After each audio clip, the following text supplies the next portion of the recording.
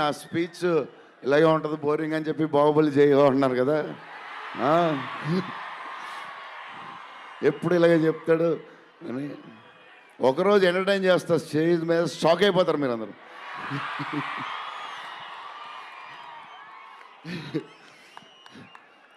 Okay, ఈ సినిమాకి hero Vishwaprasad గారు. ఎందుకంటే ఇది అసలు 3 సంవత్సరాలు ఈ సినిమా తీసినప్పుడు అనుకున్న బడ్జెట్ ఒకటి, ఈయనేమో మళ్ళీ చెప్తా మారితే ఎక్కడ ఈయన ఆయన సరే తర్వాత చెప్తా. ఈయన ఏదో చేస్తారు, ఏదో రాస్తారు. ఈయన అసలు విశ్వ గారు 3 సంవత్సరాలు మేం భయపడ్డాం, కానీ ఈయన అసలు భయపడ్డా. ఏంటి సార్ ఆ ధైర్యం? ఏం తిన్నారు సార్ మీరు చిన్నప్పుడు? మీరు, మీ వైఫ్, మీ ఫ్యామిలీ ఏం తిన్నారు సార్? కొంచెం మాకు కూడా చెప్తే. హీరో సీరియస్గా చెప్తున్నా, రాజా సాబ్కి హీరో విశ్వప్రసాద్ గారు.